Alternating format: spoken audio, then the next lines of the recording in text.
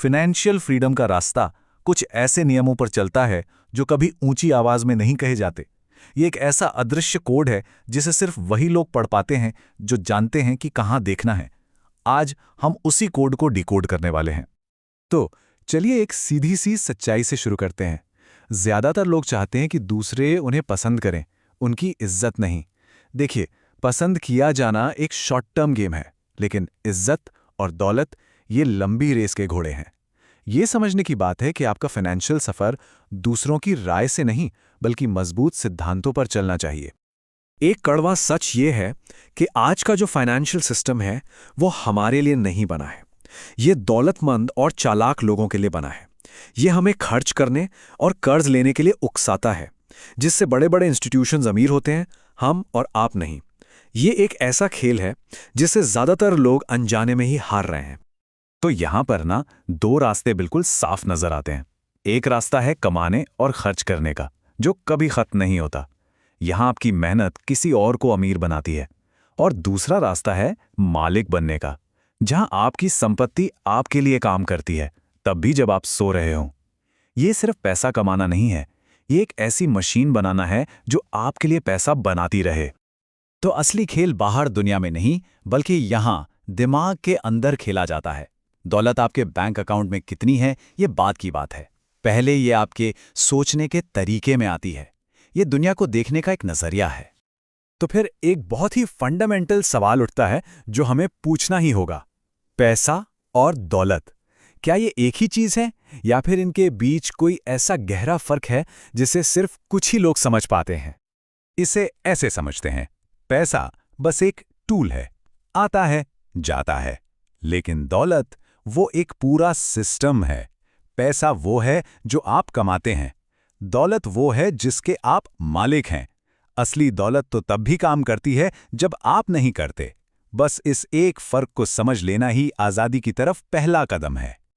ये सिर्फ कहने की बातें नहीं है, ये वो विश्वास हैं जिन्हें अपनाना पड़ता है। पहला, मैं अमीर बनूंगा, ये खुद से किया गया एक वादा है। दूसरा, पैसा हर जगह है, ये दिमाग से कमी के डर को निकाल देता है। तीसरा, पैसा सिर्फ एक टूल है, ये आपको इमोशनल फैसलों से बचाता है। और चौथा, अमीर बनना मेरा फर्ज है, खुद के लिए, अपने परिवार के लिए और अपनी आने वाली पीढ़ियों के लिए। और यहां एक और गहरा सच छिपा है। दौलतमंद लोगों की असली करेंसी पैसा नहीं बल्कि विश्वास है, ट्रस्ट है। कामयाब लोग जानकारी तो इकट्ठा करते हैं, लेकिन उसे हर किसी से बांटते नहीं हैं। वो राज रखना जानते हैं, और यही काबिलियत उन्हें भरोसेमंद बनाती है। विश्वास वो अदृश्य संपत्ति है जो असली दौलत के दरवाजे खोलती है। ठीक है, तो माइंडसेट तो तैयार हो गया, पर अब इसे असलियत में कैसे बदला जाए? एक सिस्टम के साथ, एक ऐसा सिस्टम जो आपके लिए ऑटोमैटिकली काम करे, क्योंकि सोच को अगर एक्शन में ना बदला जाए तो वो सिर्फ एक सपना रह जाती है। फर्क सिर्फ इतना सा है, ज्यादातर लोग पैसा हाथ में आने के बाद सोचते हैं कि इसका क्या करें।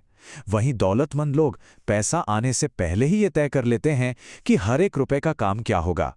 उनके हर रुपए के पास एक मिशन होता है, और वो सिस्टम है 75-15-10। बहुत सिंपल है, लेकिन ये जिंदगी बदल सकता है।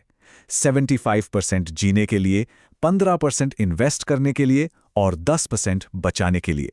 अपनी इनकम को ऑटोमैटिकली इन हिस्सों में बांट दीजिए, इमोशंस को बीच से हटा दीजिए, अनुशासन को अपनी आदत बना लीजिए, और फिर बस अपनी दौलत को बढ़ते हुए देखिए। और इस सिस्टम को जो ताकत देती है ना, उसे दुनिया का 8वां अजूबा कहा गया है, कंपाउंड इंटरेस्ट। ये वो अनदेखी शक्ति है जो समय के साथ छोटे छोटे निवेशों को दौलत के पहाड़ में बदल देती है। ये कोई जादू नहीं, ये सिर्फ मैथ्स है, और ये ताकत हर किसी के लिए मौजूद है। सोचिए, सिर्फ 2200 रुपए रोज। सुनने में ज्यादा नहीं लगता है ना? किसी महंगे कैफे की कॉफी या एक डिनर जितना ही तो है, पर यही वो बीज है जिससे दौलत का पेड़ उगता है। ये दिखाता है कि अमीर बनने के लिए पहले से अमीर होना जरूरी नहीं है, बस एक प्लान की जरूरत है। और 40 साल बाद वही 2200 रुपए रोज बन जाते हैं लगभग 37 करोड़ रुपए।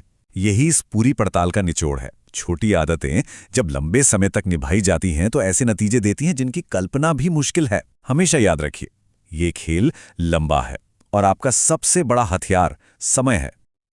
सिस्टम बनाना एक बात है, लेकिन उस पर टिके रहना, खासकर तब जब बाजार में तूफान आया हो, वो असली चुनौती है। तो अब बात करते हैं उस दिमागी मजबूती की जो आपको इस लंबी रेस में बनाए रखती है। इतिहास देखें तो दौलत बनाने के दो सबसे बड़े रास्ते साफ दिखते हैं, रियल एस्टेट और स्टॉक्स। पूरा सिस्टम इन दोनों के पक्ष में ही बनाया गया है। नियम आपके साथ हैं अगर आप मालिक हैं तो सवाल यह है, क्या आप इन एस्केलेटरों पर हैं? और यहीं पर असली लड़ाई शुरू होती है, एक तर्क पर चलने वाले बाजार और हमारी अपनी भावनाओं के बीच। बाजार को हमारे डर या लालच से कोई फर्क नहीं पड़ता, वो बस अपने हिसाब से चलता है। कामयाबी का राज खुद को काबू में रखने में है, बाजार को नहीं। जब भी संकट का समय आए, बस एक शब्द याद रखना है, POOP, यानी पैनिक, घबराहट, जिससे ओवरसेलिंग होती है, जिससे अपॉर्चुनिटी यानी मौका पैदा होता है, और उस मौके से आता है प्रॉफिट यानी मुनाफा। जब दुनिया डर में बेच रही होती है, समझदार लोग खरीद रहे होते हैं। बाजार की गिरावटें दरअसल डिस्काउंट सेल की तरह होती हैं। आखिर में ये सब सिर्फ स्ट्रैटेजी और सिस्टम के बारे में नहीं है, ये उस आग के बारे में है जो अंदर जलती है। आपका क्यों? वो कौन सी चीज है जो आपको सुबह बिस्तर से उठाती है और कहती है कि अभी और आगे जाना है? एक बहुत गहरा रहस्य ये है कि हर कामयाब इंसान किसी ना किसी चीज से भाग रहा होता है। कोई डर से, कोई गरीबी से, कोई गुमनामी से। ये एक ऐसी आग है जो उन्हें चैन से सोने नहीं देती। यही वो ईंधन है जो उन्हें तब भी चलाता है जब बाकी सब थककर हार मान चुके होते हैं। तो इस खेल को जीता कैसे जाए? सबसे पहले जिज्ञासु बनिए, सिस्टम कैसे काम करता है उसे समझिए। दूसरा, अपनी एक खासियत बनाइए, कुछ ऐसा जानिए जो दूसरे नहीं जानते। तीसरा, अपने रिस्क को फैलाइए। और चौथा और सबसे जरूरी, अपनी जीत और अपनी हार दोनों से सीखिए। हमेशा सीखते रहिए। तो अब नियम सामने हैं, रास्ते साफ हैं। सवाल बस इतना है, क्या इस खेल में सिर्फ एक खिलाड़ी बने रहना है या फिर खेल का निर्माता बनना है? फैसला आपका है।